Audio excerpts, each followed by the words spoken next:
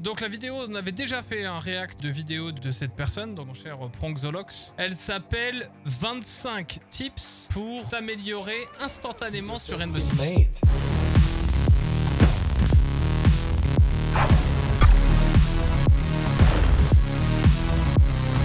Remember it. La question, c'est de savoir, est-ce que les gens savent ou est-ce qu'ils ne savent pas réellement ce qu'on leur propose? De proposer plein de tips, c'est sympa, mais le problème, c'est que ça permet facilement de faire du clic. Donc lui, il est en mode la première, vous utilisiez mal les clés morts.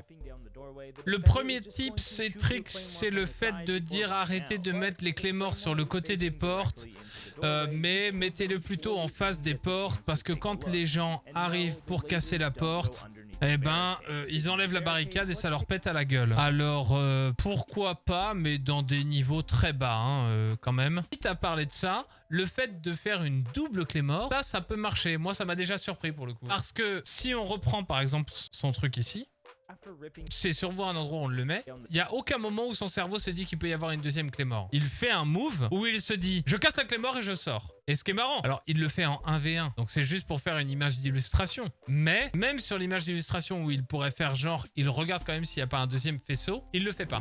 And if you want to improve yours, you can start using this breach charge trick to instantly upgrade your game. Use breach charges crouched on walls to breach soft floors on the opposite side. Ok, ça c'est pas mal. This makes it less likely that you'll be C4'd.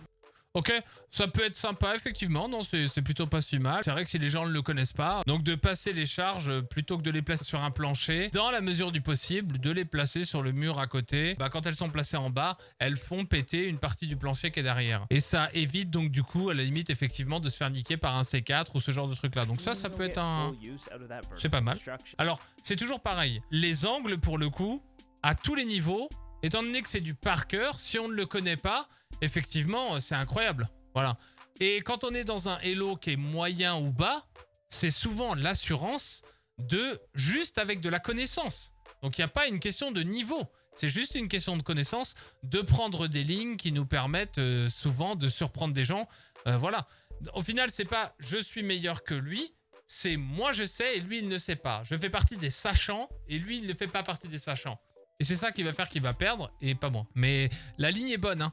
Donc vous voyez, d'abord utiliser la charge sur le côté parce que bah du coup ça va faire péter le mur. Bon, une fois de plus, il pourrait très bien rame à cet endroit, machin. Mais d'utiliser la hache ici, alors pas forcément sur... là c'est pour ça qu'on utilise souvent une rame à gauche de l'engine et à droite de l'engine pour avoir ces longues lignes là. Et effectivement cette ligne là elle est incroyable, hein. C'est dommage, donc il aurait dû trigger discipline pour le coup. See that angle? That angle is so good, dude. Mais effectivement, c'est vraiment pas mal. Alors bon, là pour le coup, il va utiliser des tricks de type cacher les caïds. Donc ça c'est sympa, hein. Il y a vraiment des caïds qui sont cool. Mais une fois de plus... Alors celui-là, pour le coup, je le connaissais pas trop. C'est vrai qu'il est pas con du tout. Mais celui qu'il a fait avant, bon, on s'y attend tellement, on les connaît quoi. Hein. On a compris, ça électrifie là. Hein. Je pense que ça peut être embêtant pour pas mal de Hello. Ouais. C'est sympa de les connaître. Celui-là est vraiment cool parce que... ces deux-là sont vraiment cool parce que c'est difficile d'électrifier ces endroits-là. C'est un bon trick parce que c'est un T1 mais qui est indéfendable à cause de la verticalité. Mais il met les deux caïds à deux endroits sur lesquels il n'y a pas de verticalité. Le seul truc qui peut les counter, c'est un Thatcher, ce qui est pas souvent pris pour le top. Un Maverick, je vais l'utiliser cette strat, hein, elle est pas mal. Et les gadgets EMP, mais une fois de plus, il faut déjà avoir droné avant pour connaître la position des caïds. Alors je pense qu'il y a la range avec une EMP si on l'envoie au milieu là. Mais si elle n'a pas la range, ça veut dire qu'il faut aller balancer l'EMP du canine, donc de l'extérieur à gauche. Et puis pour celle-là qui est là, bah le seul endroit... Bon alors aussi on peut l'envoyer sûrement du T2, bien évidemment. Donc on est plutôt safe quoi. Mais il faut les voir. Alors ça c'est sympa pour le coup. C'est quelque chose qui peut prendre, surtout pour les personnes qui font du solo queue, ce qu'il a l'air de faire. C'est vraiment la possibilité de prendre un edge assez facilement sur les adversaires. C'est l'utilisation des échos drones pour au final remplacer les caméras de Valkyrie vers l'extérieur qu'on a tous perdu. Alors c'est vachement utilisé même en pro. Mais la plupart du temps, c'est pour prendre une information, c'est pas pour faire un spawn kill. Donc là, il va le présenter pour faire un spawn kill, ce qui est bien parce qu'il est en solo queue. Pareil sur Café, hein, voilà. On balance l'éco-drone par le skylight et on prend l'information de ce qui se passe sur le toit, en fait. Donc le but du jeu, là-dedans, c'est plutôt utilisé par des pros ou du bon gros niveau pour avoir de l'information de où est-ce qu'ils sont. Parce que si on sait où ils sont, on sait à peu près par où ils veulent attaquer, etc., etc. Et à ce niveau-là, surtout, la connaissance, c'est ça qui fait que tu gagnes.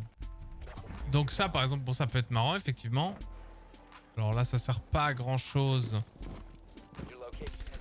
Got his ass. Easy, freebie. Let's go.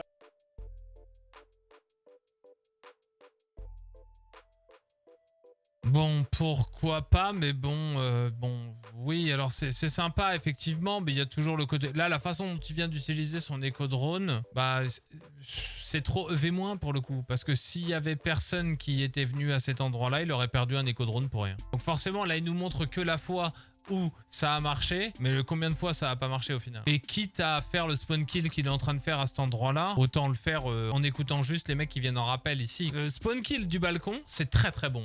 Très fort. If you're not a fan of the echo outside, try using Fenrir mines instead. Donc si vous n'êtes pas vraiment fan de l'utilisation du éco-drone à l'extérieur, utilisez plutôt des Fenrir à l'extérieur. Hackers never check for FNATs outside of the building, and even just a quick activation can net you some kills. La plupart du temps, les attaquants ne vérifient pas les FNAT, donc le gadget de Fenrir, à l'extérieur des bâtiments. Bon, une fois de plus, donc là, ça va dans son sens. Ah, c'est YouTube, donc on te le vend comme une espèce de truc, une solution miracle, comme on t'en vend souvent sur YouTube. La vérité, c'est dans ton Hello, qui est pas terrible. Oui, effectivement, les gens vont peut-être pas vérifier. Ouais. Top Catwalk sur Nighthaven, mettre un Fenrir en haut, à l'extérieur, dans l'espèce d'énorme couloir. Et les mecs, ils peuvent pas le jouer, en fait. Vous savez, la porte qui est en haut du catwalk, là, sur Nighthaven, quand vous attaquez au top, la petite porte solo de merde, là, qui vous amène sur le rafters. Bon, bah, il y a une poutre en haut. S'il y a un Fenrir là, bah, tu pushes, t'as le Fenrir, tu le déclenches. Et tu peux pas être en train de regarder la porte en face de toi et en même temps casser le Fenrir qui est derrière toi au-dessus de ta tête, quoi. Et effectivement, c'est à l'extérieur. Donc bon, ça dépend du placement des Fenrir. Hein. Rappelling on the aqua balcony not only gives you some nasty cover when looking directly into the bomb. Ouais, c'est le monteur. Je suis à la cave. Vous pouvez liker la vidéo, s'il vous plaît? C'est important. Ça, c'est une vraie strat qui a été utilisée par des professionnels. Et c'est le Yana Heads Glitch. Et ça marche quasiment que ici. J'aimerais savoir qui l'a fait en premier parce que c'est vraiment incroyable. Faut prendre Yana. En rappel, ici est absolument horrible parce qu'elle a une tête blanche et qu'elle a des cheveux blancs et qu'avec la lumière, bah on la voit pas. On ne la voit pas du tout. Et ça, c'est un truc très connu et qui se fait à cet endroit-là. Déjà qu'elle est difficile à voir et que c'est un truc qui est utilisé par des champions plus, hein, on parle de vrais champions pour le coup. Donc forcément, dans le Hello dans lequel il est, qui a pas l'air d'être énorme, les mecs vont se présenter comme des hamsters, quoi. Ok, donc Siege, c'est mieux avec un duo. Non, Siege, c'est mieux avec 5 personnes. C'est mieux de partir en full squad. Et si vous êtes 4, bah c'est un peu moins bien. Et si vous êtes 3, bah c'est un petit peu moins bien. Et si vous êtes 2, bah c'est encore moins bien. Et si vous êtes en solo queue, c'est horrible. Il n'y a pas de différence de queue en fonction du fait que vous soyez 1, 2, 3 ou 5, quoi. Recently duo queued together and showed off some really effective duo strats that you can use in your rank games. You can go watch that video after though, because first you need to learn some duo tricks. The first is with Kali. Bon, là c'est voilà, là on vient de voir le truc qui peut passer. Let me just say, Kali is a... Le crosshair placement est hard horrible. Désolé, hein. Go. All right, now hit the site. Hit the site. Walk in.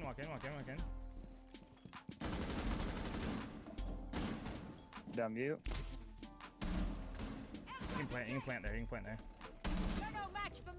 I got an air jab over there. Non, bon là on peut pas vendre le fait de dire en solo queue c'est vraiment bien, vous pouvez faire des trucs de ouf et en particulier j'utilise Kali, je tire dans des fenêtres et c'est toi qui rentres à ma place. Non, ça marche une fois de plus parce que les mecs sont nazes et ça marche sur une vidéo YouTube en donnant une fausse impression que c'est une solution, mais derrière on va tomber contre des mecs avec lesquels ça marchera plus et on se dira putain je comprends pas pourtant, bah non, non.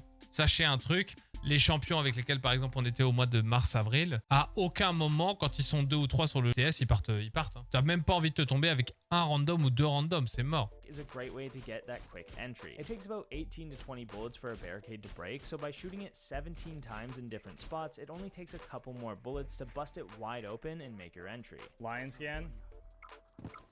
1 bullet. I missed the first one, don't worry.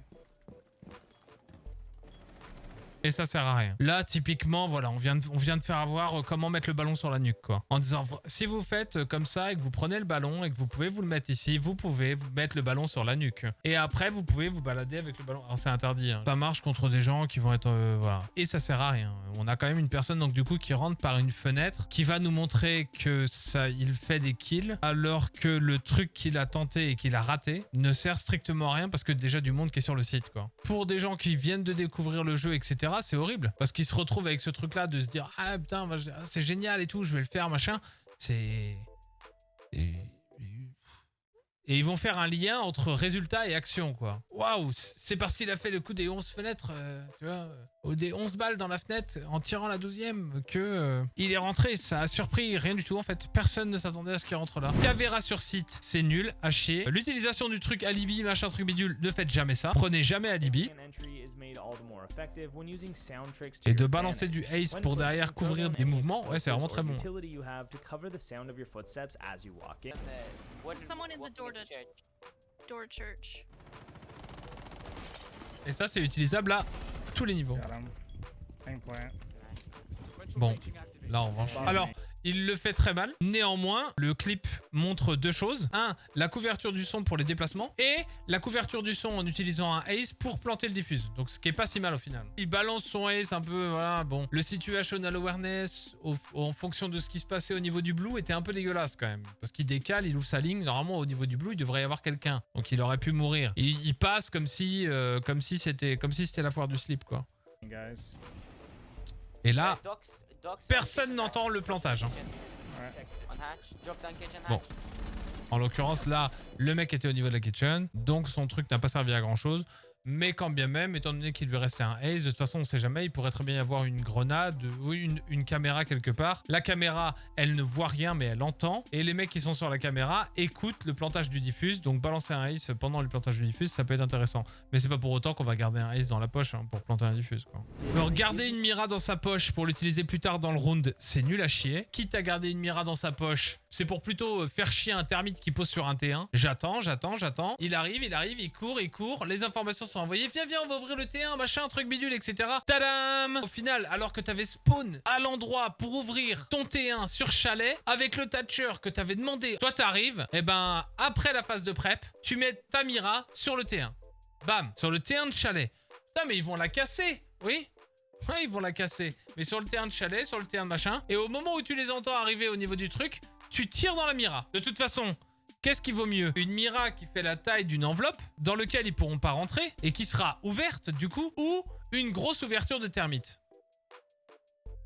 Alors ça c'est un trick que pour le coup, désolé hein, mais c'est quand les impacts ont été inventés, c'est un trick que j'ai inventé et c'était en 2017, dès que les impacts sont sortis, donc 2017, et c'était sur l'ancienne consulat et je peux vous expliquer pourquoi. Parce qu'au final, avant on plaçait la mira en plein milieu de la porte du garage, triple porte de garage, etc. On pouvait le mettre en bas, on ouvrait la mira dès le début, les termites arrivaient, etc. machin, on l'ouvrait, et comme...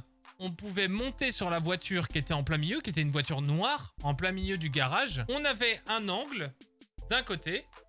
Eux, étant donné qu'il y avait une pente avant sur Consulat, ils pouvaient pas nous voir.